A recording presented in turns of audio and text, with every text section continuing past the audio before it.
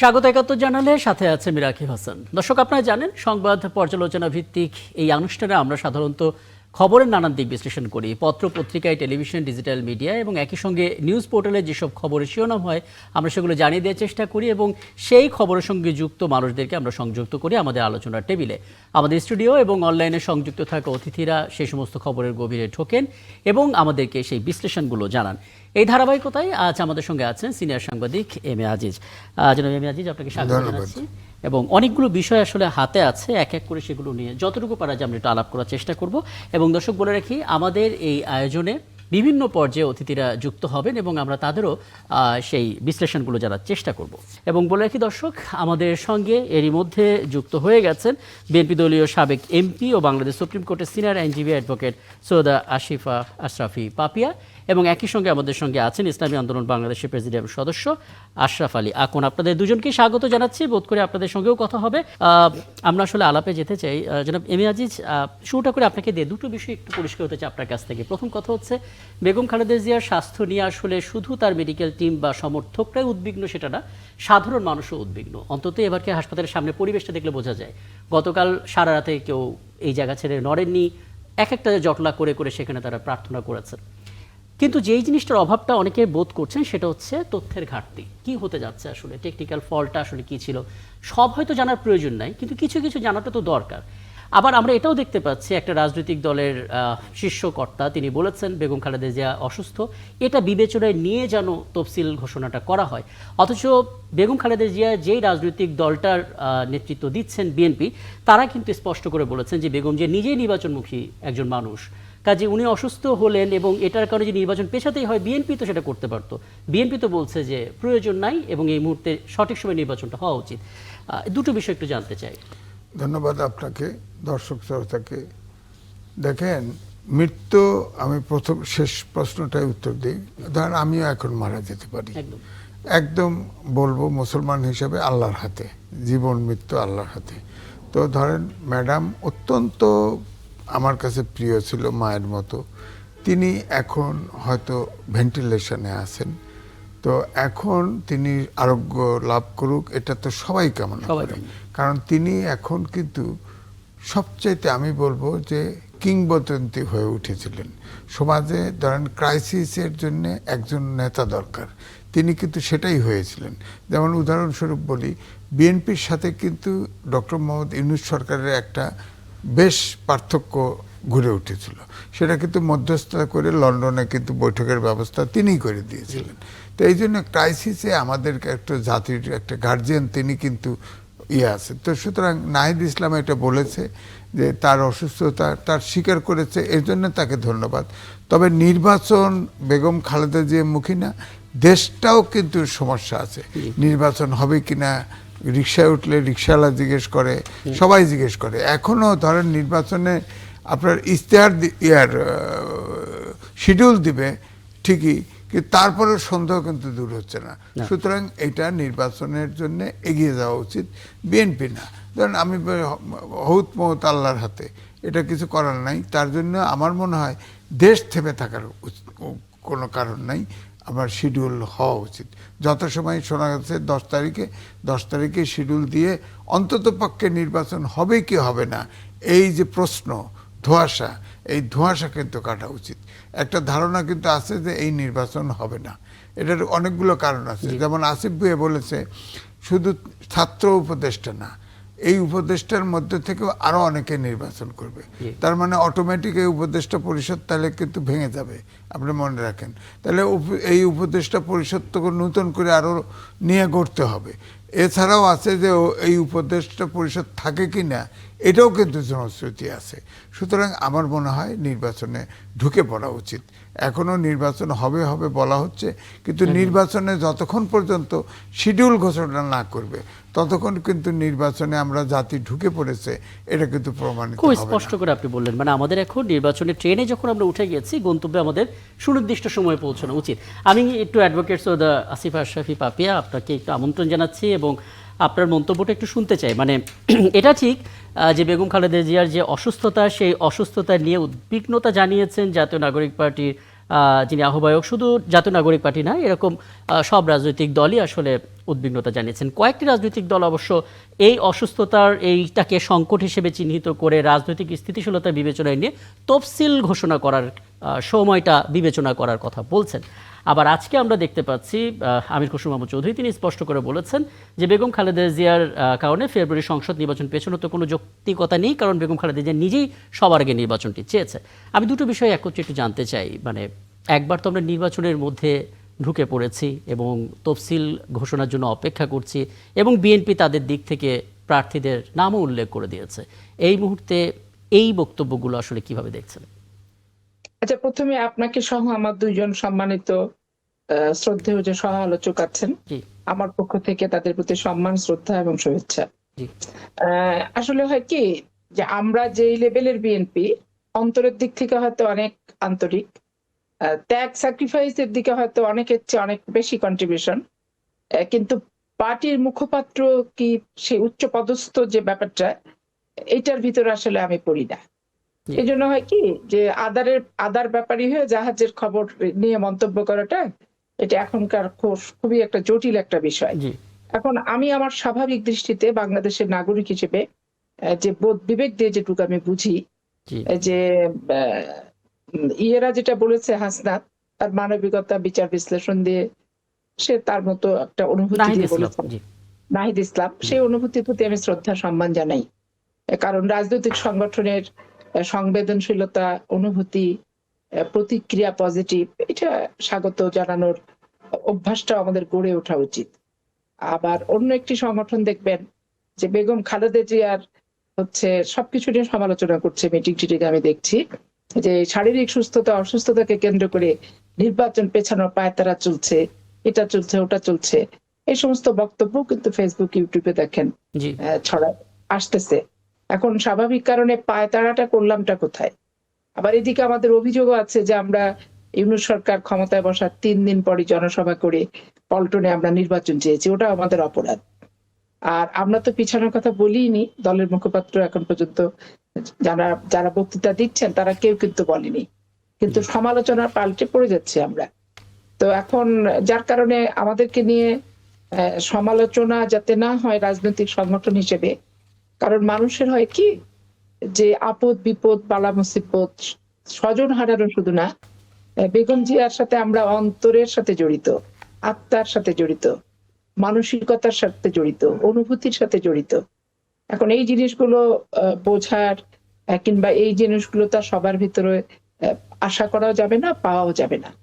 তবে আমি মনে করি যে নির্বাচন বাংলাদেশে অবশ্যই হওয়া দরকার, তবে সেইটা পরিবেশ পরিস্থিতি সবকিছু বিবেচনা করে যত যেভাবে রাজনৈতিক সংগঠনরা সবার সাথে সমঝোতা ভিত্তিক ভাবে যেভাবে বলছে, সেটার সাথে নির্বাচন কমিশনেরও বক্তব্য যে এত তারিখে তফসিল ঘোষণা করা হবে, আসলে কি হবে এটা ভাই যেমন বললেন যে আসলে নির্বাচন হবে কিনা, এটাই বাংলাদেশে সন্দেহ।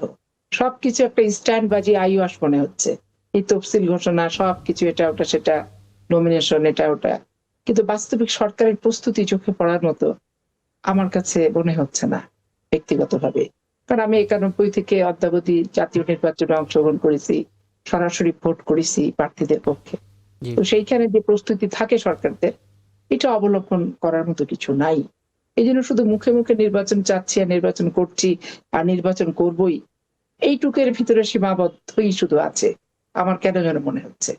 খুব স্পষ্ট বক্তব্য। আমি এখানে যদি আশরাফ আলী আকন আপনাকে আমন্ত্রণ জানাই, একটা বিষয় একটু স্পষ্ট করবেন, মানে ছোট করে আগে একটু জানবো, তারপরে আমি 12টার পরে এসে হয়তো আরো বিস্তারিত জানার চেষ্টা করব।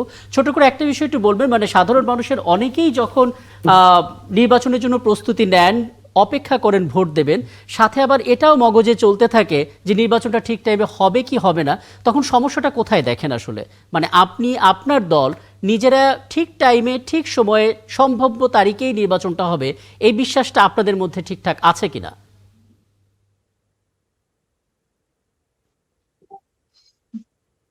আমি ধন্যবাদ জানাই ৭১ টিভির সঞ্চালক, উপস্থিত সম্মানিত সহ আলোচক বৃন্দ, দর্শক শ্রোতা মন্ডলী। গণতান্ত্রিক দেশে নির্বাচন একটা অপরিহার্য বিষয়। নির্বাচন নিয়ে 53 বছরের মধ্যে অনেক ষড়যন্ত্র, অনেক নাটক কিন্তু আমরা দেখেছি। নির্বাচন হয়েছে, কিন্তু নির্বাচন সুষ্ঠু নির্বাচন হয়েছে দুই একটা ছাড়া 53 বছর ইতিহাস আর পাওয়া যায় না। সেই সময় আমি বলি যে নির্বাচন অবশ্যই হবে, তো তার পূর্বশর্ত হলো নির্বাচনের জন্য লেভেল প্লেইং ফিল্ড করা দরকার, এবং সুষ্ঠু অবাধ নিরপেক্ষ নির্বাচনের জন্য সরকারের কি ভূমিকা এটা জাতির কাছে স্পষ্ট হওয়া দরকার। ম্যাডাম খালেদা জিয়া দীর্ঘদিন থেকে অসুস্থ। এই অসুস্থতার মধ্যেও তাকে 3টা আসনে নমিনেশন দেওয়া হয়েছে। তখন কিন্তু উনি অনেক অসুস্থ।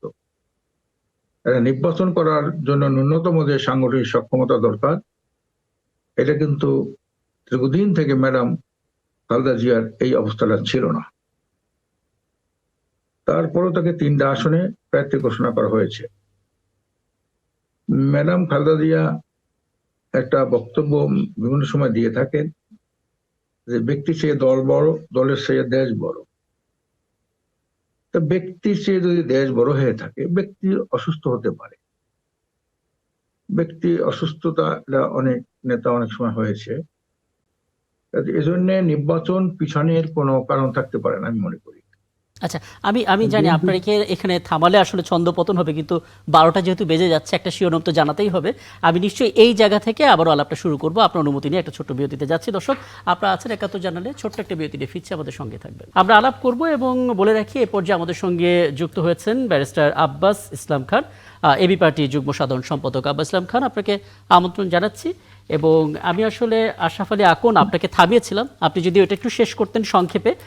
একটু জুড়ে দিই, আপনি বলছিলেন যে আজকে যেই সমাবেশটা হয়েছে চট্টগ্রামে, সেখানে যে কটা বিষয় আসলে দাবি ছিল, তার একটা হচ্ছে 2টা কক্ষেই পিআর প্রক্রিয়া নির্বাচন সহ 5টি দাবি। একটু বলবেন আসলে, মানে নির্বাচনের সময় তো কম, এই সময়ে এসে আসলে এই সমস্ত দাবিগুলো যদি আমরা সামনে আনি, নির্বাচন ঠিক সময়ে হওয়া না হওয়া নিয়ে যে সংশয় করছে মানুষ, সেটা তো আরো বেড়ে যেতে পারে। যদি সংক্ষেপে একটু বুঝিয়ে দিতেন। জি। পিআর দাবিটা আমাদের নতুন কোনো দাবি না। আমরা 2008 সাল থেকে আমাদের নির্বাচনী ইশতেহারে পিআর এর কথা আমরা বলেছি, এবং 2018 সালে আমরা নির্বাচনী ইশতেহারের কথা বলেছি। এবারও আমরা সরাসরি উদ্যানে মহাসমাবেশ করে সেখানে পিআর এর কথা দাবি উত্থাপন করেছি, 2 হাউসে, লোয়ার হাউস এবং আপার হাউস। এবং সেখানে কিন্তু বিএনপি বাদে সকল দল সেখানে উপস্থিত ছিলেন। দ্বিতীয় আরেকটা মহাসমাবেশ করেছেন সরাসরি উদ্যানে জামাত ইসলামী, সেখানেও কিন্তু বিএনপি ছাড়া সকল দল তারা পিআর এর পক্ষে তারা বক্তব্য দিয়েছেন, মতামত দিয়েছেন। তারপর ঐক্যমত্য কমিশনে আমরা গিয়েছি, সেখানে ওনার পূর্ব থেকেই একটা লিখিত একটা জিনিস ধরাই দিয়েছে, সেটা হলো আপার হাউসে পিআর হবে। আমরা সেখানে বারবার বলার চেষ্টা করছি যে আপার হাউসে পিআর, লোয়ার হাউসে পিআর না থাকলে আপার হাউস দরকার। এরকম একটা গরিব দেশের, একটা অনুন্নত দেশের 2 হাউস দরকার আছে। আমাদের কোনো প্রদেশ নাই, আমাদের কোনো অঙ্গরাজ্য নাই। এখানে একটা সিনেট নামে একটা উচ্চকক্ষ, মাথাবাড়ি একটা ই করা, আর একটা সংসদে একটা করা, অংশ করা, এটাকে ঠিক এমনি তো ম্যাক্সিমাম এমপি মন্ত্রী যারা সংসদে বিভিন্ন সময় ছিলেন, তারা দুর্নীতির সাথে আকণ্ঠ নিমজ্জিত। তাদের ভরণ পোষণ, এই যে 5টা দাবি, এই 5টা দাবি আপনাদের বেশ পুরনো, এটা আমরা সবাই স্বীকার করছি। এই 5টা দাবি আপনাদের বেশ পুরনো, কিন্তু পরবর্তীতে আমরা দেখেছি প্রধান উপদেষ্টা খুব স্পষ্ট করে বিষয়গুলো একটা সমাধান দিয়েছেন, এবং সেই আলোকে নির্বাচনের জন্য সবাই প্রস্তুতি নিচ্ছে। আপনার মনে হয় কিনা এই 5টা দাবি সামনে রেখে যদি আমরা বিশ্বাস করি জি, ইয়ার ছাড়া সুষ্ঠু সঠিক নির্বাচন হবে না। 53 বছর হয় না, এবারও হবে না। যদি এবার সুষ্ঠু নির্বাচন দিতে ব্যর্থ হয় ডক্টর ইউনূস, তাহলে শুধু গণ অভ্যুত্থান, একটা গণ বিপ্লবের সূচনা ঘটবে। কারণ উনি ফখরুদ্দিন সাহেব তো অনেক কিছু, বিশেষ করে সন্ত্রাসী চাঁদাবাজিকে দমাই দিয়েছিলেন, উনি সেটা করতে পারতেছেন না। উনি অনেক দুর্বল সরকার।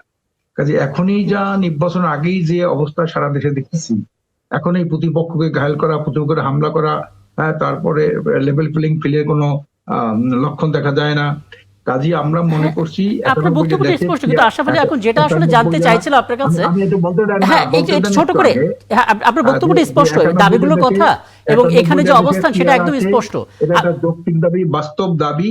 এইটার নানান ঘড়িমসি করে কার ইঙ্গিতে কিভাবে 91টি দেশ যেখানে পিয়ার আছে এবং সেই দেশগুলো আমাদের অনেক উন্নত দেশ, সেখানে রাজনৈতিক স্থিতিশীলতা দুই একটা দেশের মধ্যে আছে যারা রাজনৈতিক অস্থির, যেমন আপনার নেপালে, তারপরে একটা হলে ইসরায়েল তো কোনো রাষ্ট্রের মধ্যে পড়ে না, একটা অবৈধ রাষ্ট্র। নেপালও তো ওই ছোটখাটো একটা রাষ্ট্র। সেখানে যে সরকারের বারবার পতন হয়েছে সেটা কিন্তু এই পিয়ারের কারণে না, সেখানে দরকার হয়েছে দুর্নীতির কারণে। এই দুর্নীতির কারণে তো ইংল্যান্ডের সরকার পরিবর্তন হয়েছে। আপনার বক্তব্যটা একেবারে স্পষ্ট জনাব আশরাফ আলী, এখন নিশ্চয়ই আবারও ফিরবো আপনার কাছে। হ্যাঁ, আপনি আপনার জায়গা থেকে স্পষ্ট করেছেন। জনাব এম এ আজিজ, আপনি আলোচনার মাঝে আছেন, যে কোনো প্রশ্ন আপনি করতে পারেন, কিন্তু আপনার কাছে ছোট্ট একটি বিষয় আমার জানতে চাওয়া আছে। মানে দাবি প্রত্যেকটা রাজনৈতিক দলের জায়গা থেকে থাকতেই পারে এবং সেই দাবি নিয়ে তারা রাজপথে নামতেও পারে, কিন্তু আমি একটা দাবির ব্যাপারে ভীষণ রকম শক্ত অবস্থানে আছি, আবার আমি নির্দিষ্ট সময়েও নির্বাচনটা চাই। বিষয়টা সাংঘর্ষিক হয়ে যাচ্ছে না? দেখেন, ঐক্যমত কমিশনে আলোচনার পরে আমার বক্তব্য একটু ভিন্ন। ঐক্যমত কমিশনে আপনার যে ইস্যুগুলোতে একমত হতে পারে নাই, প্রথমে ডক্টর মোহাম্মদ ইউনূস বলেছিল যেসব ইস্যুতে রাজনৈতিক দলগুলো ঐক্যমত হবে সেটা নিয়ে আমরা নির্বাচনে যাব, যেগুলোতে ঐক্যমত হয় নাই সেটা ওয়েবসাইটে দিয়ে দেব, জনগণ দেখবে। এটাই কারেক্ট ডিসিশন ছিল। কিন্তু এখন ঐক্যমত্য কমিশনের সবাইকে একমত করার চেষ্টা করা হয়েছে, বলেন তাহলে তো রাজনৈতিক দলের নীতি আদর্শ আলাদা, সব তো এটা তো অবৈজ্ঞানিক প্রস্তাব যে সব দল এক হবে। এখন ধরেন ইসলামিক আন্দোলন, আকন ভাই বললেন, হ্যাঁ তাদের দাবি ছিল 1-11 থেকে তারা, কিন্তু এটা ঠিক একটি মাত্র দল তারা পিয়ার সিস্টেম চেয়েছে। পরে জামাতের কিন্তু এই দাবি ছিল না, তারা 298 সিটে কিন্তু নমিনেশন দিয়েই ফেলছে। হ্যাঁ, অর্থাৎ তারা ওয়েস্টমিনিস্টার সিস্টেমে রেডিই ছিল। তারা পরে আপনার ঐক্যমত কমিশনের আলোচনার পরে এসে ইসলামিক আন্দোলন বাংলাদেশ একটা সমাবেশ ডাক দিল, তারা যায় এটার ভিতরে যোগ দিল। অর্থাৎ এখন যেটা হয়েছে, আমি লম্বা আলোচনায় যাব না, এখন যেটা হয়েছে নিম্নকক্ষে আনুপাতিক হারে যে ভোট পাবে, আনুপাতিক হারে উচ্চকক্ষ হবে, তাহলে ইনডাইরেক্টলি কিন্তু দুই পক্ষেই পিয়ার সিস্টেম হয়ে গেল। একটা প্রত্যক্ষ একটা পরোক্ষ, একটা প্রত্যক্ষ পরোক্ষ। আগে যেমন মহিলা আসনে ছিল যে যত সিট পাবে সিটের অনুপাতে মহিলা আসন পাবে, এখন কিন্তু ভোটের অনুপাতে উচ্চকক্ষ হবে। আপনি উচ্চকক্ষ রাখবেন কি রাখবেন না সেটা অন্য ডিবেট, কিন্তু অনুপাত তো হয়ে গেছে পিয়ার সিস্টেম। এখন তো রাস্তায় আন্দোলন করার সময় নয়, কারণ আপনি বলতে, আকন ভাই বললেন না, তারা বলতেছে সরকার দুর্বল। আপনারা নির্বাচনে যান, নির্বাচনে গিয়ে দেশটায় নির্বাচিত সরকার আগে আনেন, কারণ দেশটা অন্তর্বর্তীকালীন সরকার, বিদেশিদের নেতৃত্বে অন্তর্বর্তীকালীন সরকার তো দেশ চালাতে পারছে না। সুতরাং আমার মনে হয় যে এখন নির্বাচনে যাওয়া উচিত নির্বাচিত সরকারের জন্য। নির্বাচিত সরকার না হলে নির্বাচন সব কিছু স্থবির।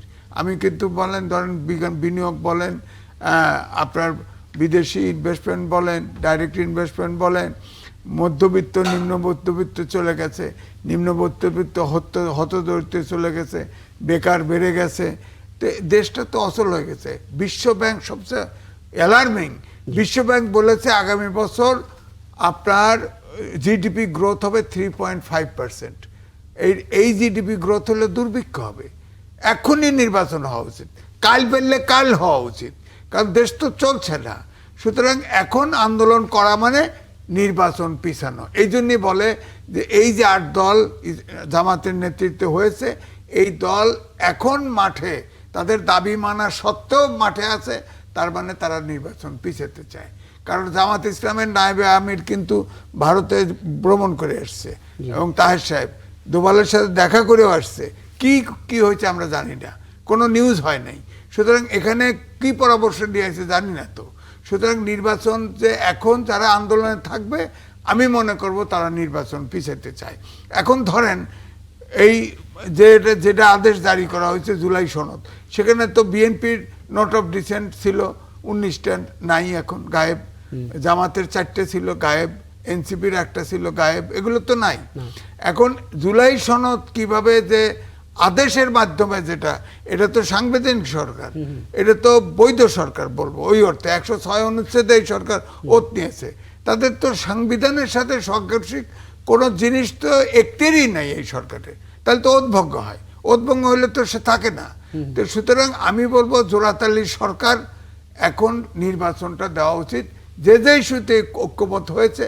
আমার কথা হচ্ছে যে তাদের দাবি আমি শ্রদ্ধা করি, কিন্তু দাবি তো হয়েছে ইনডাইরেক্টলি ডাইরেক্টলি হয়েছে, তো পিআর সিস্টেম হয়েছে, তো ডক্টর মোহাম্মদ ইউনূসই ওই আদেশ জারি করেছেন, এখন নির্বাচনে যাওয়া উচিত। ধরেন কথার কথায় এখন বিএনপি আন্দোলনে গেল, অবস্থাটা কি হবে? একদম, তারা মানে মাঠে আছে, বিএনপি আন্দোলনে গেল, একদম। কি কিন্তু হবে? আপনার কথা একদম স্পষ্ট যে এখন এই মুহূর্তে এরকম শক্ত আন্দোলন দেয়া মানেই হচ্ছে নির্বাচন পিছানো একটা ব্যাপার। আমি এখানে একটু জনাব আশরাফ আলী এখন ছোট করে আপনার একটা মন্তব্য নিয়ে এই অংশটা শেষ করব। আপনি যদি একটু এইভাবে জিনিসটা একটু বলে দেন যে এই আন্দোলন যেটা আসলে আপনারা যেই 5টা দাবি তুলেছেন, যে দাবিটা অনেক আগে থেকেও আপনাদের ছিল, সেই দাবির কিছুটা তো মানা হচ্ছে বা সেরকম একটা আশাবাদও তৈরি হতে পারে নির্বাচিত সরকার এলে। নির্বাচন ঠিক টাইমে হওয়াটাই তো ইম্পর্টেন্ট, তাই না? সেক্ষেত্রে দাবির জায়গাটা কোনো রকমের স্যাক্রিফাইস আপনারা করবেন কিনা? এখানে আপার হাউসে পিআর পদ্ধতি, এটা তো বিএনপি এখনো মানে না, নোট অবলিগেশন দেওয়া। বিএনপিটা এটা স্বীকার করে না যে লোয়ার হাউসে ভোট নির্বাচন আপার হাউস হবে, এটা তো বিএনপি এখনো মানে না। কাজে আমি মনে করি যে যে নির্বাচন যেন তেন নির্বাচনে লাভ নাই। এরা ইতিপূর্বে 53 বছর যে নির্বাচন হয়েছে সেই ব্যাপারে ঐক্যমত্য কমিশন একটা পটভূমিতে লিখেছে, ওটা তো বাদ দিয়ে দিছে। তারা না, এটা বাদ দেয় নাই, ওটা তারা এখনো দাবি, তারা না সনদে তো নাই, তারা তো সনদেই মানে না। তাদের একজন নেতা একজনের বক্তব্য, তারা তো জোরে সনদেই মানে না। তারা তো সাংবিধানিক সরকার যাবে 2 বছরের মধ্যে এইসব কিছু আপনার সনদটা তো আদেশ, সংবিধান জীবিত, সেখানে প্রেসিডেন্ট তো আদেশই দিতে পারে না, আদেশ তো অবৈধ।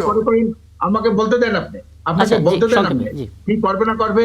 8 দলীয় জোট আন্দোলন করে সংগ্রাম করে তার অধিকার আছে, কিন্তু কোনোদিন 8 দলীয় জোট বলে না তারা নির্বাচন যাবে না, নির্বাচন করবে না। আমরা অবশ্যই ফেব্রুয়ারির মধ্যে নির্বাচন চাই এবং ফ্রি ফেয়ার নির্বাচন চাই, সুষ্ঠু নির্বাচন চাই। এবং এটা আমি বলতে চাই যে আমরা বিশ্বাস করতাম যে পিআর এর মাধ্যমে সুষ্ঠু নির্বাচন সম্ভব।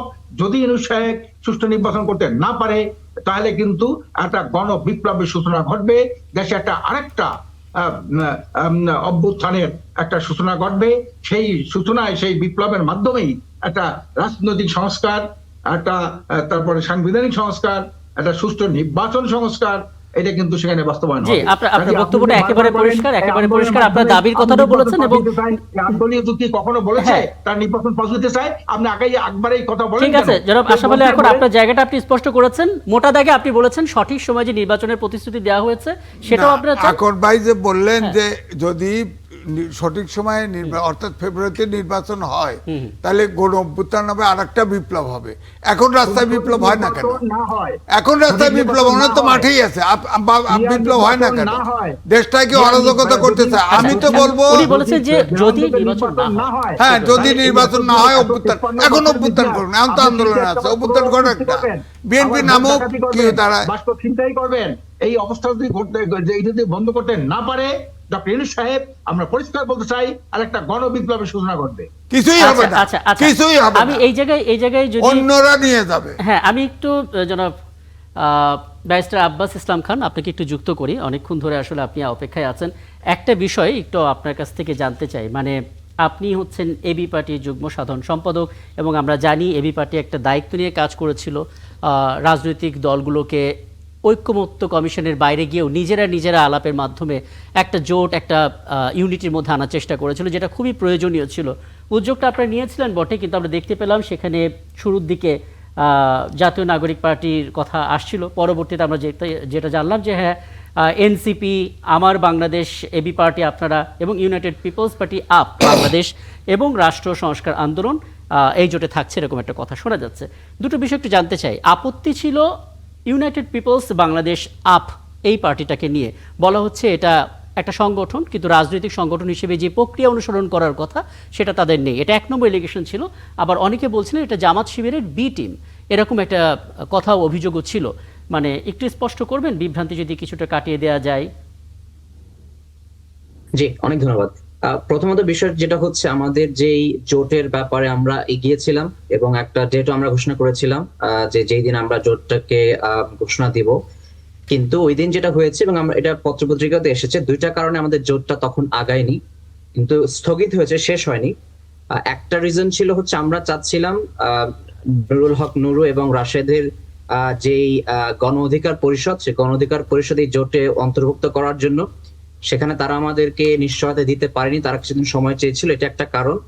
আর 2 নম্বর কারণ ছিল যে এনসিপি যখন তাদের নিজস্ব পরিসরে যখন তারা বসে অনেকে অভিমত দিয়েছিল যে আপ বাংলাদেশ যেহেতু এখন একটা রাজনৈতিক দল হিসেবে দাঁড়ায়নি, সে কারণে আপ বাংলাদেশকে এখনই তারা এই জোটের সাথে অন্তর্ভুক্ত করতে চায় না।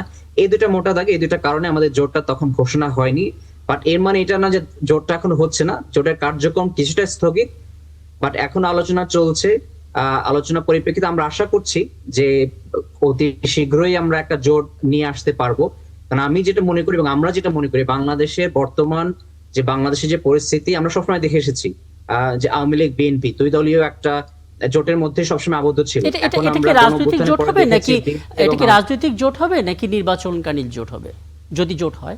আমরা যেটা প্রাথমিকভাবে আমরা যেটা চেয়েছিলাম, যেটা জুলাই সনদকে কেন্দ্র করে, সংস্কারকে কেন্দ্র করে আমাদের একটা জোট হবে, কিন্তু সেটা পরবর্তীতে রাজনৈতিক নির্বাচনের একটা জোটও হতে পারে, সে সম্ভাবনাটা আমরা রেখেছিলাম, কিন্তু সেটার ব্যাপারে আমরা তখনও সিদ্ধান্ত নিইনি। আমরা চেয়েছিলাম যে আমাদের যে জুলাই সনদটা স্বাক্ষর হয়েছে সেটাকে বাস্তবায়নের জন্য আমরা এই যারা জুলাই গণঅভ্যুত্থানের জন্য যে দলগুলো, নতুন দলগুলো ভূমিকা রেখেছে তাদেরকে একত্রে করে যতটুকু সামনের দিকে এগিয়ে নিয়ে আসা যায়, কিন্তু পরবর্তীতে নির্বাচনী একটা জোট হিসেবে পরবর্তী দাঁড়াতে পারে, সেই অপশনটা আমাদের জন্য খোলা ছিল। বাট এটার ব্যাপারে তখন আমাদের সিদ্ধান্তটা নেওয়া হয়নি। বাট যে কারণেই হোক, আমি যেটা বললাম, দুইটা কারণে আমাদের জোটটাকে স্থগিত হয়েছে। তার মানে এটা না যে জোটটা হচ্ছে না, বরঞ্চ আমরা আরেকটু সময় নিচ্ছি। আমরা আশাবাদী যে আমরা মনে করি যে একটা তৃতীয় জোট আসা দরকার, কারণ তৃতীয় জোট আসলে যেটা হবে, বর্তমানে বিএনপি এবং জামাতের যে একটা আধিপত্য রয়েছে আপনার রাজনীতিতে, সেখানে মানুষের কাছে আরেকটা অপশন তৈরি হবে যে না, এই বিএনপি জামাতের বাইরেও একটা তৃতীয় শক্তি সেখানে দাঁড়িয়েছে। আমরা যদি মনে করি তারা আমাদেরকে সঠিক পরিকল্পনা দিতে পারে, বাংলাদেশ নিয়ে তারা স্বপ্ন দেখাতে পারে, তখন আমরা চাইলেই অনেক মানুষ এখনো যারা দ্বিধাহীন রয়েছেন, এখনো যারা সিদ্ধান্ত নিতে পারেনি কোন দলকে ভোট দিবেন, আমরা চেষ্টা করব তাদেরকে জানি আমরা নিয়ে আসতে পারি, তাদেরকে আমরা কনভিন্স করতে পারি যে বাংলাদেশটা আমরা দেখতে চাই, জুলাই আমাদেরকে যে বাংলাদেশ দেখাতে চেয়েছিল, আমরা যে বাংলাদেশটাকে নিয়ে যেতে চেয়েছিলাম, সেই বাংলাদেশটাই এই নতুন জোটের পক্ষে করা সম্ভব। একদম পরিষ্কার। আমি এম এ আজিজ, আপনি চাইলে যুক্ত করতে পারেন। না, দরকার নাই। এটা হচ্ছে কয়েকটি দল তো এক জায়গায় হবে, এটা কিন্তু আমার ধারণা যে ওনারা চেষ্টা করছেন, এটা ভালো। তো সেখানে এনসিপি নেতৃত্ব, আমরা যেটা বাইরে থেকে শুনি, এখানে নেতৃত্বের সমস্যাও আছে, যে কে নেতৃত্বে থাকবে। এনসিপির বলছে যে তাদের নেতৃত্বে মানতে হবে, আবার ওদিকে গণ অধিকার পরিষদ তারা ধারের কাছে আসে নাই, তাদের নেতৃত্বে না মানা করে। সমস্যাটা এখানেও আছে, হয়তো ব্যারিস্টার সাহেব সেটা বললেন না, আমরা বাইরের থেকে এটাও শুনেছি। আচ্ছা, যেটা আসলে হয়ে থাকে অভিজ্ঞতা থেকে, হ্যাঁ, খুব সংক্ষেপে যদি আপনি বলে দেন। হ্যাঁ, আমাদের নিজেদের মধ্যে এটা আলোচনা হয়েছিল এবং আমরা একটা মেকানিজম যেটা বের করেছিলাম যে এটা চক্র আকারে হবে, এটা কোনো একক কোনো দলের নেতৃত্বে এখানে থাকবে না, কিন্তু আমরা চক্র আকারে আমাদের এই জোটটাকে আমরা এক এক সময় বিভিন্ন সময় এবং একটা সার্কেল রেডি করে দিয়েছি, সেই সময়টাতে বিভিন্ন দলগুলো নেতৃত্ব দিবে। সেটাতেও আমি মনে করি বড় একটা ইস্যু আমাদের মধ্যে ছিল না, কিন্তু দুইটা বিষয় যেটা বললাম যেটা আমাদের একটু বাধা হয়ে দাঁড়িয়েছে, এক নম্বর হচ্ছে গণ অধিকার পরিষদ এখনো তারা ফাইনাল ডিসিশনটা নিতে পারেনি তাদের জায়গা থেকে, তারা কিছুটা এখন আনডিসাইডেড এখনো। আর 2 নম্বর হচ্ছে আপ বাংলাদেশে যে বিষয়টা এসেছে, তারা যেহেতু রাজনৈতিক দল হিসেবে নিবন্ধন করেনি, এই দলটাকে আদৌ আমাদের এই জোটে অন্তর্ভুক্ত হবে কিনা। আচ্ছা, আপনি অনেকগুলো বিষয় স্পষ্ট করেছেন। আমি অ্যাডভোকেট সৈয়দা আশরাফি পাপিয়া আপনার কাছে একটু আসবো। কেবল একটা বিষয় একটু বলে রাখি আপনাকে। প্রথমত, বারবার এটা বলা হচ্ছে যে বাংলাদেশে জামাতে ইসলামী এবং বিএনপি দুটো বড় শক্তি, এই দুটো বড় শক্তির বাইরে গিয়ে তৃতীয় একটা শক্তি উত্থান, যেটা সাধারণ মানুষ প্রত্যাশা করছেন, অপেক্ষা করছেন, এমন একটা কথা বলা হচ্ছে। সেই জায়গা থেকে তরুণদের একটা দল গঠন করা হয়েছে, সেটাকে এনসিপি বলা হচ্ছিল। পরবর্তীতে NCP, AB party, AAP Bangladesh, Rashtro Shongskar আন্দোলন সবাই মিলে একটা জোট তৈরি করতে যাচ্ছে। তাদের স্বপ্ন হচ্ছে তারা তৃতীয় শক্তি হিসেবে থাকবে, জনগণ যেন তাদের উপর আস্থা রাখতে পারে, এটা তাদের ড্রিম। আমি এটা নিয়ে আপনার অভিমতটা জানার চেষ্টা করবো। ছোট্ট একটা বিরতি পর ফিরে এসে আপনি আমাদের সঙ্গে আছেন। দর্শক, ৭১ চ্যানেলে আরও একটা বিরতি নিচ্ছি, আমাদের সঙ্গে আরও একবার আমন্ত্রণ জানাচ্ছি। ৭১ চ্যানেলে আপনারা আছেন, রাকিব হাসান আপনাদের সঙ্গে আছে এবং আমার সঙ্গে আমার অতিথিরা আছেন। আমি অ্যাডভোকেট সৈয়দা আসিফা আসরাফি পাপিয়া, আপনার কাছে একটু আসতে চাই যে প্রশ্নটা করেছিলাম আপনাকে, যে তৃতীয় শক্তির কথা বলা হচ্ছে জামাত ইসলামী এবং বিএনপির বাইরে গিয়ে তরুণরা একটা শক্তি তৈরি করবে। আবার এটাও শোনা যাচ্ছে তরুণরা বিএনপির মতো বড় রাজনৈতিক দল তাদের সঙ্গে যে সমঝোতা বা জোট তৈরি হবে না, এটা একেবারেও নাকচ করে দিচ্ছে না, অর্থাৎ দরজাটাও তারা খোলা রাখছে। একটু বলবেন আসলে এভাবে তৃতীয় শক্তি তৈরি করা সম্ভব কিনা, করতে গেলে কি করতে হবে, সাধারণ মানুষের আস্থারও তো একটা প্রয়োজন আছে। আপনার শুধু রাজনৈতিক অভিজ্ঞতা থেকে আপনি একটু ব্যাখ্যা করবেন। জি। আচ্ছা, তৃতীয় শক্তি নিয়ে বলার আগে আমি আশরাফ আলী আকন্দ সাহেব যে কয়েকটি কথা বলেছেন সেটার আমি একটু সংশোধন করতে চাই। একটু ছোট করে যদি। হ্যাঁ, ছোট করে আমি বলবো। উনি বলেছেন যে বেগম খালেদা জিয়া 3টি সিটে দাঁড়িয়েছেন, ওনার সাংগঠনিক সক্ষমতা আছে কিনা। সাংগঠনিক সক্ষমতা তো অবশ্যই আছে। আপনি শারীরিক সক্ষমতা, শারীরিক ব্যাপার এটা নিয়ে আপনি কথা বলতে পারেন, কিন্তু সাংগঠনিক সক্ষমতা নিয়ে কোনো কথা বলাটা আপনার যথার্থ নাই। তারপরে এই যে আপনি কিছুক্ষণ আগে দেখলেন যে জাতীয় পার্টি নির্বাচন করতে পারবে বলে প্রেস সচিব যেটা বললেন, এখানে কিন্তু একটা প্যাচ বাঁধাই দিলেন। ভোট যে হবে না মানুষ আশা করছে, তার কারণ দেখেন, জাতীয় পার্টি নির্বাচনে অংশগ্রহণ করতে পারবে, তাহলে বাংলাদেশের এনসিপি সহ অন্যান্য সংগঠন জাতীয় পার্টিকে সরকারের দোষর মনে করে নির্বাচনের ব্যাপার নিয়ে তাদের আপত্তি আছে। তাহলে এই যে এখন এক এক সময় এক একটা প্রশ্ন এবং তারাই এক একটা ঘোল ঘাট দিয়ে নির্বাচনটাকে অনিশ্চয়তার দিকে নিয়ে যাচ্ছে। তারপরে পিআর চাচ্ছেন আলোচনার টেবিল থেকে, ওনারা আলোচনার টেবিল না ছাড়িয়ে চলে গেলেন রাজপথে, এবং 1 মাস আগে গোটা বাংলাদেশের জেলাওয়ারি জামাত ইসলাম কিন্তু পিআর এর দাবিতে তাদের প্রোগ্রাম করা সারা। এখন ওরা 8টা জেলায় যাচ্ছেন। তারপরে উনি আরেকটা কথা বললেন যে এমপি মন্ত্রীরা যেভাবে দুর্নীতিতে নিমজ্জিত ছিল, গড় হারে আপনি 15 বছরের এমপি মন্ত্রী বলছেন না, আপনি একবারে 1991 সাল থেকে 25 সাল পর্যন্ত যেগুলো ছিল সবগুলোকে এক হাতে বলছেন। একবারে স্পেসিফিক মানুষের বিরুদ্ধে যে কোনো জিনিস স্পেসিফিক বলাটা হচ্ছে ভালো। স্পেসিফিক বলা না হলে গড় হারে সবাইকে বললে সবাই তো আর দুর্নীতিতে আপাতমস্তক নিমজ্জিত থাকে না। তো যারা থাকবে না তাদের গায়ে বাঁধবে, আর ঢালাও ভাবে কোনো মন্তব্য করাটাও কিন্তু অনুচিত রাজনীতিতে। তারপরে ঐক্যমত কমিশন এজেন্ডা নিয়ে বসছে, এজেন্ডা নিয়ে বসার কারণেই তারা দেখেন যেগুলো ছিল সেগুলো নাই, যেগুলো নাই সেগুলো সংযোজন বিয়োজন এগুলো করে একটা হেফাজত পরিস্থিতির উদ্ভব করছে। আর আপনি যেটা বললেন জোট যে কেউ করতে পারে, সেটা তাদের ব্যক্তিগত হবে, সিট ভাগাভাগি সহ নীতি নৈতিকতার চেয়ে সিট ভাগাভাগি। রাজনীতির আগে জোটটা ম্যাক্সিমাম নির্বাচনী জোট হয়ে থাকে। তো এই জোট নিয়ে তৃতীয় শক্তি, চতুর্থ শক্তি, পঞ্চম শক্তি, বাংলাদেশের তো ছেলেপেলে, বাংলাদেশের তো নাগরিক, বাংলাদেশের তো ভোটার, অতএব এখানে জোট করার ক্ষেত্রে কোনো আইনগত তো বাধা নাই। তো সেখানে যে কেউ জোট করতে পারে, যে কারো স্বার্থে, যে কারো সাথে নিজস্ব স্ট্র্যাটেজি হিসাবে নির্বাচনী জোট। এই ক্ষেত্রে প্রতিবন্ধকতার কিংবা বিধিনিষেধ এরকম কোনো কিছু আছে কি থাকবে বলে আমি মনে করি না। এটা যার যার দলীয় স্বাধীনতার ব্যাপার আছে, এটা নিয়ন্ত্রণ করাও কোনো রাজনৈতিক দলের কাজ না। তারপর আশরাফ আলী ভাই, সুষ্ঠু নির্বাচন হবে কি হবে না, কিভাবে সুষ্ঠু নির্বাচন হবে? চট্টগ্রামের শাহজাহান সাহেব যে বক্তব্য দিলেন, এতে সুষ্ঠু নির্বাচনকে আশা করা যাচ্ছে তাদের কাছ থেকে? তারপরে যেভাবে গ্রামীণ ব্যাংক তো না, ইসলামিক ব্যাংকের কর্মকর্তারা নির্বাচনের ঘরে বাইরে থাকলে কিভাবে কাজ করবে, এগুলো যখন আউটবাস্ট হয় তখন নির্বাচন সুষ্ঠু হবে।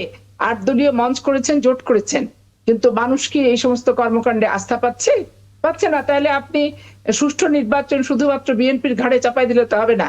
আমি আপনাদের নিজেদের জোটের ভিতরে যে যারা এই সমস্ত ঘটনাগুলো এখানে আপনি শেষ করেছেন তো, তাই তো? না, যেগুলি ঘটনাগুলি ঘটাচ্ছে সেগুলো নিজেরা আগে বিশ্লেষণ করতে হ্যাঁ, হবে। আমি এটা নিয়ে একটু আশরাফ আলী আকর আপনার কাছে আসি। জি, আমি একটু আশরাফ আলী আকর আপনার কাছে আসি, নিশ্চয়ই আপনার কিছু বলার আছে। এই ফাঁকে আমি কেবল আরেকটি বিষয় একটু যুক্ত করে, আপনারা যে 8টি দল 5টি দাবি নিয়ে আছেন, আপনাদের দিক থেকে আমরা জানি যে এটা ইসলামী আন্দোলন বাংলাদেশ, তারা অনেক আগে থেকেই এই পিআর সহ এই দাবিগুলো তুলছে, এবং এই দাবির এই 8টা দলের ভিতরে জামাতে ইসলামী বাংলাদেশ তারা অনেক শক্তিশালী একটা ভূমিকা রাখছে। তারা নানামুখী আন্দোলন এবং সমাবেশের মাধ্যমে সেই দাবিগুলো তুলে ধরছে। চট্টগ্রামেও তারা বলছে যে নির্বাচনে জিতলে তারা এই কাজগুলো করবে। ওদিকে আবার খুলনাতে কৃষ্ণ নন্দী তাদের পক্ষ থেকে সনাতন ধর্মের একজন প্রার্থী হিসেবে তারা সিলেক্ট করেছেন। একটু জানতে চাই, মানে এই ডিসিশনগুলো ইসলামী আন্দোলন বাংলাদেশ কতটা সমর্থন করে, যেহেতু একই সাথে তারা মাঠে আছে? একটা দলের একটা নির্বাচনী সমঝোতার লক্ষ্যে তারা প্রোগ্রামগুলো করছে, এখনো আসন সমঝোতা হয় নাই। আমরা শিডিউল ঘোষণার পরেই আমরা আসন সমঝোতার জন্য বসবো, সেখানে কোন কোন প্রার্থী কে পাবে এটা আমরা আলোচনা করব। আর যেটা একজন হিন্দু ভাইকে তারা নমিনেশন দেওয়ার কথা বলেছেন, এটা সম্পূর্ণ তাদের দলের ব্যাপার, এবং উনি পাবে কি পাবে না এটা সম্মিলিত 8 দল বসে এটা ফাইনাল করবে। এখন কিন্তু কোনো দলই বলতে পারে না যে আমার এতজন প্রার্থী নির্বাচন করবে, এতজন নমিনেশন পাবে, এটা বলতে পারে না। এটা এখনো কিন্তু আমাদের এই দ্বারা হয় নাই। আরেকটা কথা বলতে চাই, আমরা শুধু এই নির্বাচনী সমঝোতা শুধু পার্লামেন্টে করব না, আমরা এখানে আমাদের ডিসিশন আছে, যারা পার্লামেন্টে নমিনেশন পাবে, বাকি যে দল পাবে না তারা উপজেলা নির্বাচন করবে ঐক্যবদ্ধ ভাবে, এবং ইউনিয়ন চেয়ারম্যান পর্যন্ত তারা ভাগাভাগি করবে, এবং ওয়ার্ডের মেম্বার পর্যন্ত। কারণ কোনো চাঁদাবাজ, দখলবাজ, দুর্নীতিবাজ জনপ্রতিনিধিত্বের নামে যেন জনগণকে আর শোষণ করতে না পারে, জনগণকে প্রতারণা দিতে না পারে। কাজে আমাদের এই 8 দলীয় জোট, এটা একটা মজবুত জোট না, একটা সমঝোতা। এই সমঝোতা আমাদের পার্লামেন্ট থেকে মানে ওয়ার্ড পর্যন্ত থাকবে। কাজে কে বলতে পারে প্রত্যেক দলেই তো 300 আসনে। আচ্ছা, তারপরে আপনার বক্তব্যটা স্পষ্ট, যদি আমি ঠিকভাবে বুঝে থাকি, আপনারা এই যে দাবি, সেই দাবিটা যেন পুরোপুরি মেনে নেওয়া হয়, এই জন্য কৌশলগতভাবে আপনারা এই জোটটা তৈরি করেছেন। এটা নির্বাচনী কোনো জোট না, আসন ভাগাভাগি না, নির্বাচনী সমঝোতা, জোট না। এটা নির্বাচনী সমঝোতা, জোট না। আচ্ছা, যেখানে যে দলের প্রার্থী ভালো থাকবে আমরা তাকে সব দল মিলে 8 দল মিলে তাকে সমর্থন করব। সেখানে জামাত পাইলে জামাতকে করবো, ইসলাম আন্দোলন পাইলে যে দল যেখানে ভালো। একদম পরিষ্কার। জনাব আশাফুল, এখন আমার সঙ্গে সিনিয়র সাংবাদিক নিবেদিত আছে। জি, একটু এখন ভাই আমার প্রশ্ন যে আপনার আরপিওতে আছে জোট যাই করুক যার যার প্রতীকে নির্বাচন করবে, তো তখন যখন আসন ভাগ করবেন তখন তো আপনাদের প্রতীকেই আপনারা নির্বাচন করবেন। তো যে নিম্নকক্ষে যে আনুপাতিক নির্বাচন করবো, হ্যাঁ হ্যাঁ, আমি ওইটাই বলছি। ধরেন যখন আনুপাতিক নিম্নকক্ষে আনুপাতিক, সেটা কি তাহলে ওই অনুপাতেই নিচে উপর উচ্চকক্ষে ভাগ হবে? ধরেন এটা আপনাদের আন্দোলন শেষ পর্যন্ত বাদ দিয়ে ইলেকশনে গেলেন, নিম্নকক্ষে যে অনুপাতে ভোট পাবে সেই অনুপাতে উচ্চকক্ষে পাবে, তা আপনাদের ভোটটা কি জামাতের সাথে মার্জ হয়ে যাবে নাকি আলাদা হবে? এটা তো আলাদা হবে। 8 দলের ভোট, যার যার ভোট তার সাথেই যোগ হবে, ওই অনুপাতেই আমরা আপার হাউসের এই ব্যাপারটা। কিন্তু আমরা চাইছিলাম লোয়ার হাউসটা সম্পূর্ণ পিয়ার পদ্ধতি হোক, তাহলে সুবিধা হইলো। এই লোয়ার হাউসে আমরা ওইভাবে আসন অনুপাত হতে পারবো, আপার হাউসটা আমরা অনুপাত হারে আমরা সেখানে প্রার্থী দিতে পারবো, এবং এই অনুপাতেই কিন্তু আমরা মহিলা আসনেও কিন্তু আমরা এই দাবি জানিয়ে আসছিলাম। এই একই জায়গায় যদি আপনার পিয়ার পদ্ধতি হয় তাহলে আপার হাউসও সুন্দর হয়, এবং মহিলা আসনে এইটা সংগঠিত আসনটাও খুব সুন্দর হয়, এটা আমরা বলে আসছি।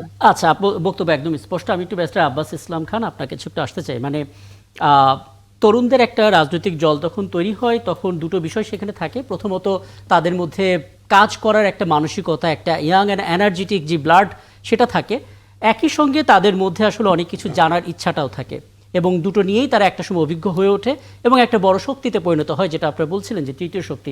কিন্তু আমরা দেখতে পাচ্ছি যে রাজনৈতিক দলগুলো আপনারা একসাথে হলেন সংগঠনে, ইতোমধ্যেই তারা বিভিন্ন সময় বিভিন্ন বক্তব্য দিয়ে, বিভিন্ন স্ট্যাটাস দিয়ে, ডিলিট করে নানাভাবে তারা নিজেদেরকে একটা ভাবমূর্তি দাঁড় করিয়েছে। এরপর আমরা শুনতে পাচ্ছি বিএনপির মতো বড় রাজনৈতিক দলের সঙ্গেও তারা জোট করবে না, এরকম কথাও বলছে না, অর্থাৎ সেই সুযোগটাও তারা রাখছে। এত কিছু থাকার পরও তৃতীয় শক্তি হিসেবে গড়ে ওঠার যে আশাবাদ, সেটা আসলে কোথায় টের পাচ্ছেন, যদি একটু স্পষ্ট করতেন। আমি পার্সোনালি অপটিমিস্টিক, এবং এবি পার্টি অপটিমিস্টিক। কারণ হচ্ছে আপনি যদি দেখেন, এটা অনেকটা ব্র্যাগিং হয়ে যাবে, কিন্তু 5ই আগস্টের পরে সবচেয়ে বেশি রিজনেবল রাজনীতি কিন্তু করছে এবি পার্টি। আমরা শুরু থেকে ঐক্যমত্য কমিশন থেকে শুরু করেই কিন্তু আমরা যতটুকু ফ্লেক্সিবল অ্যাকোমোডেটিভ হওয়ার চেষ্টা করেছি। আপনি নিজেই বলেছেন, আপনি দেখেছেন যে যখন ঐক্যমত্য কমিশনও ফেল করছিল, তখনই আমরা উদ্যোগ নিয়ে কিন্তু চেষ্টা করছিলাম যে পার্টিগুলোর মধ্যে এক ধরনের সামহাউ নেগোসিয়েশন করে তাদেরকে অ্যাক্টিভলি নিয়ে আসা যায় কিনা, সেই চেষ্টাটা আমরা করেছিলাম। সেই জায়গা থেকে আমাদের মূল উদ্দেশ্যটা হচ্ছে যে বাংলাদেশ, একটা নতুন বাংলাদেশ আমাদের ইয়াং জেনারেশন দেখতে চায়, জেনজি দেখতে চায়, একটা বড় ভোটার তারা এখন যারা জেনজি তারাই কিন্তু এখন নতুন ভোটার হিসেবে আছেন, একটা বড় সংখ্যক ভোটার তারা হিসেবে আছেন। তাদের স্বপ্নটাকে বাস্তবায়ন করার জন্য আপনি যেটা বলছেন সেটা সত্য, আর সেই জিনিসটা আমরাও দেখে এসেছি। আমাদেরও সমালোচনা আছে এনসিপির ব্যাপারে, কিন্তু আবার এটাও মনে রাখতে হবে যে এই ইয়াং ছেলেগুলো তারা যখন রাজনীতিতে ঢুকেছে তাদের বয়স এখনো 30 পার হয়নি, অথবা আর্লি 30s তারা এখনো রয়েছে। তো সেক্ষেত্রে কিছুটা সময় দিতে হবে। আর রাজনৈতিক দলগুলোকে এরকম একটা প্রসেসের মধ্যে যেই কিন্তু তাদের মধ্যে এক ধরনের প্রজ্ঞা চলে আসবে, তাদের অভিজ্ঞতা চলে আসবে, এবং এর মধ্যে আমি মনে করি একটা স্ট্যাবিলিটি চলে আসবে। একটু সময় দিতে হবে, এবং আমি এটা মনে করি যে এখন খুবই জি। হ্যাঁ, অনেক অনেক ধন্যবাদ। আমি আলাপটা এভাবেই শেষ করতে চাই যে আপনারা আসলে আপনাদের জায়গা থেকে আমি আর একটা প্রশ্ন করতে চাই ব্যারিস্টার আব্বাস সাহেবকে। জি। আমার দুটো প্রশ্ন। একটি হচ্ছে যে নেপালে সব শিক্ষা প্রতিষ্ঠানে আন্দোলন হয়েছে, শিক্ষা প্রতিষ্ঠানে ফিরে গেছে, শ্রীলঙ্কায়ও ফিরে গেছে। এখন চতুর্থ শিল্প বিপ্লব বিজ্ঞানের যুগে আপনার এখন যদি এই তরুণদের মনোজগতে পরিবর্তন এমনটি হয় যে শিক্ষার চাইতে রাষ্ট্র চালানো অধিক গুরুত্বপূর্ণ, তাহলে এই প্রবাসে যে 1.5 কোটি আছে মানুষ আছে, এখন প্রবাসে তো কেউ নেবে না। আমি লিখেছি যে বুয়েট সহ এই চতুর্থ শিল্প বিপ্লবের উপযোগী আমাদের শিক্ষা প্রতিষ্ঠান একটিও নাই। সুতরাং এখানে কি করবেন? 1, 2 হচ্ছে এনসিপি খুবই ডক্টর মোহাম্মদ ইউনূসের দ্বারা গঠিত, তার প্রণোদনায় তারা কিন্তু নেতৃবৃন্দ খুবই বিতর্কিত। আপনারা যে এই দলগুলো এক হচ্ছেন, এই এনসিপির এই বোঝা আপনারা ক্যারি করতে পারবেন কিনা? খুব ইম্পর্টেন্ট দুটো প্রশ্ন, একটু সংক্ষেপে যদি ব্যারিস্টার আব্বাস একটু দিতেন। জি, প্রথমত হচ্ছে যে গণঅভ্যুত্থানে যারা আন্দোলন করেছে বেশিরভাগ শিক্ষার্থীরা কিন্তু চলে গিয়েছে, তারা ফিরে গিয়েছে তাদের নিজ নিজ জায়গায় শিক্ষা প্রতিষ্ঠানে। কিন্তু এনসিপি যারা গঠিত হয়েছে, গণঅভ্যুত্থানের নেতৃত্ব দেওয়া কিছু নেতৃত্ব তারা এনসিপি গঠন করেছে, এবং আপনারা কিন্তু যদি তাদের ট্র্যাক রেকর্ডটা দেখেন, তারা কিন্তু গত 4-5 বছর ধরে কিন্তু রাজনীতির সাথে সম্পৃক্ত ছিল। নাহিদ ইসলাম বলেন, আসিফ মাহমুদ বলেন, মাহফুজ আলম বলেন, তারা কিন্তু কেউ এমন না যে শুধুমাত্র গণঅভ্যুত্থানের 6 মাস 1 বছর আগে থেকে রাজনীতি করছেন, লম্বা সময় ধরে কিন্তু তারা রাজনীতি করছেন, সেই নুরুল হক নুরুর সাথে, গণ অধিকার পরিষদের সাথে। তো এটা 1 নম্বর বিষয়। বেশিরভাগ ছাত্ররা চলে গিয়েছে। যারা এনসিপি গঠন করেছে এটা একটা মিক্সড, কিছু ছাত্র রয়েছে, কিছু শিক্ষার্থী রয়েছে, কিছু পেশাজীবী রয়েছে, কিছু সিনিয়র ব্যক্তিরাও সেখানে রয়েছে। 2 নম্বর, আপনি যেটা বলেছেন এটা সত্য, এটা নিয়ে আমরা নিজেদের মধ্যেও আমাদের ভাবনা রয়েছে, আলোচনা রয়েছে, বিতর্ক রয়েছে। কিন্তু এখানে আবারও বলতে হচ্ছে যে রাষ্ট্রের প্রয়োজনে, দেশের প্রয়োজনে, বাংলাদেশের ভবিষ্যতের প্রয়োজনে এই দলের মধ্যেও যারা ইয়াং এনার্জেটিক এবং যাদেরকে দিয়ে অনেক ভবিষ্যতে রাজনীতির অবদান রাখা সম্ভব, আমরা মনে করি যে কিছুটা হয়তো আমরা বেয়ার করবো সেই বার্ডেনটা, তারপর আমাদেরকে সেখানে লিড নেওয়াটা দরকার, আমাদেরকে সেখানে স্টেপ আপ করা দরকার, যেন আমরা তাদেরকে সাপোর্ট দিতে পারি এবং আমরা একসাথে নতুন যে বাংলাদেশটা করতে চেয়েছিলাম সেটা আমরা করতে পারি। অনেক ধন্যবাদ। আমি এই জায়গায় আলাপটা শেষ করব জনাব এম এ আজিজ, আপনার কাছ থেকে 1 মিনিট একটা ছোট্ট বক্তব্য নিয়ে। মানে আমি যে শিরোনামটা বললাম, আমাদের 5 নম্বর যে শিরোনামটা ছিল, -4 নিয়ে গুজব ছড়ানোর অভিযোগ প্রেস সচিবের, এই অভিযোগটা আসলে কেন আসবে, গুজবটাই বা কেন ছড়াবে? না, গুজব ছড়ানোর অনেকগুলো কারণ আছে। ধরেন যখন -2 হয় তখন আমি কিন্তু যুগান্তরে লিখেছিলাম ভূ রাজনীতির ফাঁদে বাংলাদেশ। আমার কাছে এখন মনে হচ্ছে ভূ রাজনীতির ফাঁদে বাংলাদেশ পড়েছে। কারণ হচ্ছে অন্তর্বর্তীকালীন সরকার বিদেশিদের নেতৃত্বে, এই সরকার যখন আপনার আমাদের এক্সপোর্টের উপরে আমেরিকা পণ্য বসায়, তখন নেগোশিয়েট করতে গিয়ে গোপন চুক্তি, আনডিসক্লোজ এগ্রিমেন্ট করেছিল, আমরা কিন্তু জানি না।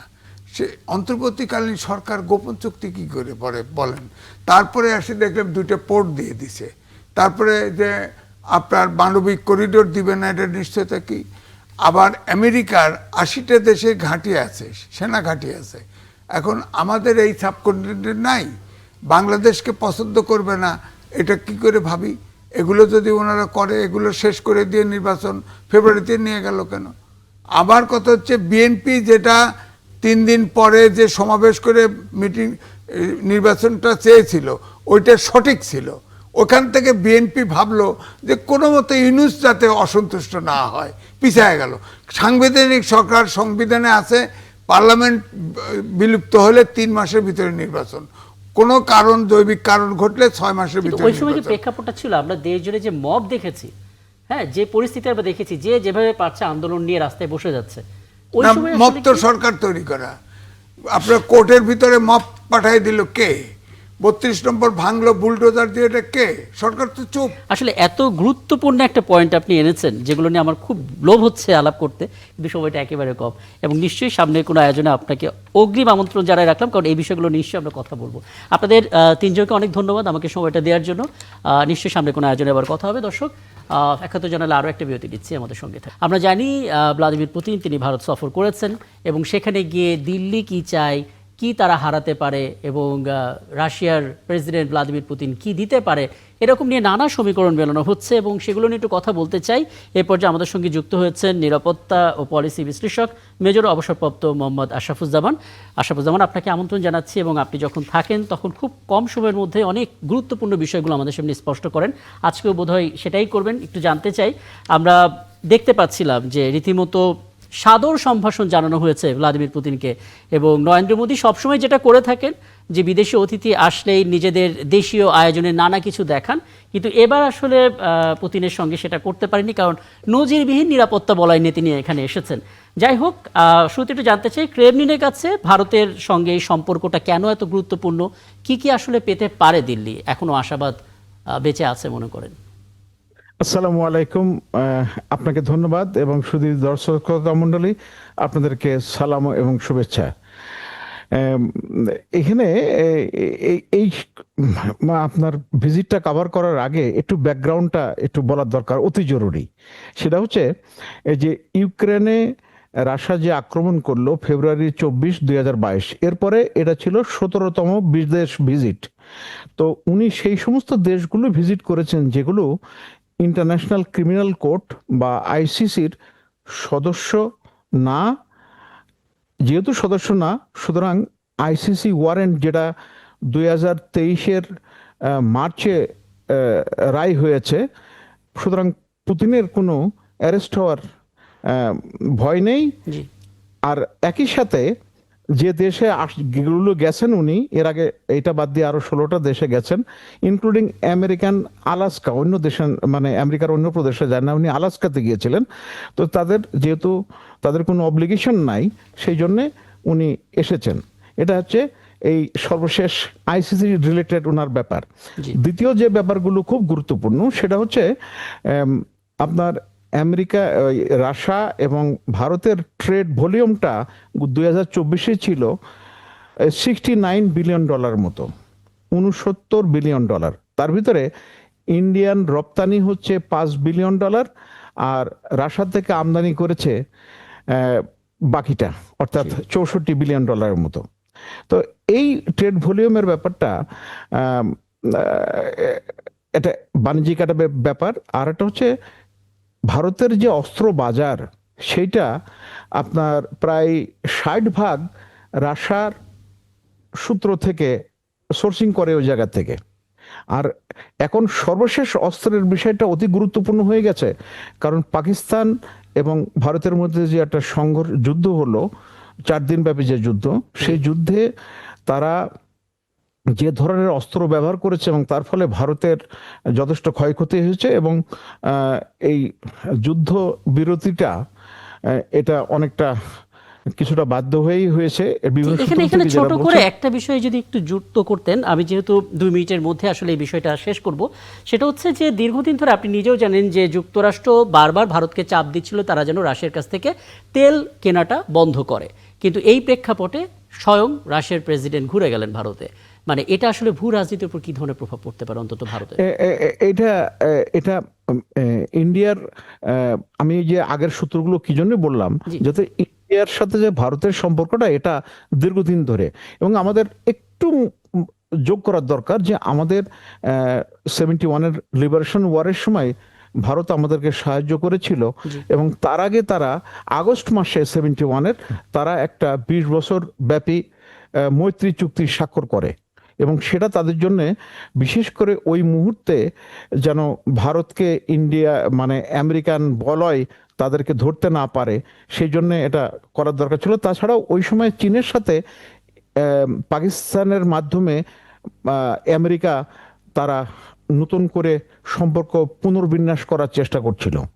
আর এখন এই যে চুক্তি হয়েছে, এই উনি যে আসলেন, এটা খুবই গুরুত্বপূর্ণ, কারণ রাশিয়ার পরিকল্পনা হচ্ছে যে সে যে ইউক্রেন আক্রমণের ফলে যে একটু আইসোলেটেড হয়ে গেছিল সেটা থেকে বের হয়ে আসা এবং এখানে ভারত এই ব্রিক যে বিভিন্ন জাতির বহুজাতিক যে একটা নতুন বলয় গড়ে উঠছে, অর্থনৈতিক বলয়, সেটার একটা গুরুত্বপূর্ণ অংশ। আর তাছাড়া ভারতের লোক সংখ্যা আপনার 1.4 বিলিয়ন, এটা একটা বড় মার্কেট। এবং আমি ট্রেড ভলিউমের কথাটা আগেই বললাম যে রাশিয়ার একটা বড় রপ্তানি বাজার হচ্ছে ভারত। তো এখানে তারা যেটা করেছে যে এখন রাশিয়াতে তাদের বেশ কিছু জনশক্তি দরকার, দক্ষ জনশক্তি, যেটা ভারত থেকে সোর্সিং করতে পারে। আর এই যে ভারত এই যে সর্বশেষ পঞ্চম জেনারেশনের যুদ্ধ বিমান Su-57 এবং S-500 বিমান প্রতিরক্ষা ব্যবস্থা, এটা যাতে করে আগামীতে পাকিস্তানের সাথে কোনো সংঘর্ষ হলে যেন তারা ব্যবহার করতে পারে। তো এই সব মিলায়ে এটা তাদের জন্য একটা হচ্ছে জনসম্পৃক্ততা এবং একটা গুরুত্বপূর্ণ প্রদর্শনী যে আমেরিকা ইউরোপের সাথে সম্পর্ক এই মুহূর্তে খুব ভালো যাচ্ছে না, তারপরেও এত বড় ভারতের মতো একটা বড় দেশ, বড় জনসংখ্যার দেশ, তাদের বাজার ভালো, সেই বাজারে আমেরিকাও বাজার তারা অস্ত্র বিক্রি করছে, ইউরোপও বিক্রি করে, যেমন ফ্রান্স রাফায়েল বিমান ভারতের একটা উল্লেখযোগ্য। একদম একদম। আমি আসলে আপনার এই নিরাপত্তা বিশ্লেষকের চোখ দিয়েই আসলে বোঝার চেষ্টা করছিলাম এবং খুব চমৎকার করে আসলে একটা ধারণা পাওয়া গেল এবং ভারত যে তাদের অবস্থানটা জানান দিল নতুন করে, সেটাও অনেকটা স্পষ্ট হলো। আমার হাতে সময় থাকলে আর আপনি দীর্ঘ করতাম এবং অনেক ধন্যবাদ, কৃতজ্ঞতা আমাকে সময়টা দিয়েছেন জনাব এম এ আজিজ, আপনাকেও ধন্যবাদ আমাদেরকে শুরু থেকে সময়টা দেওয়ার জন্য। দর্শক, এই ছিল আজকের ৭১ জানুয়ারি আয়োজনে। আগামীকাল দেখা হবে নতুন বিষয় নিয়ে, আমাদের সঙ্গে থাকুন।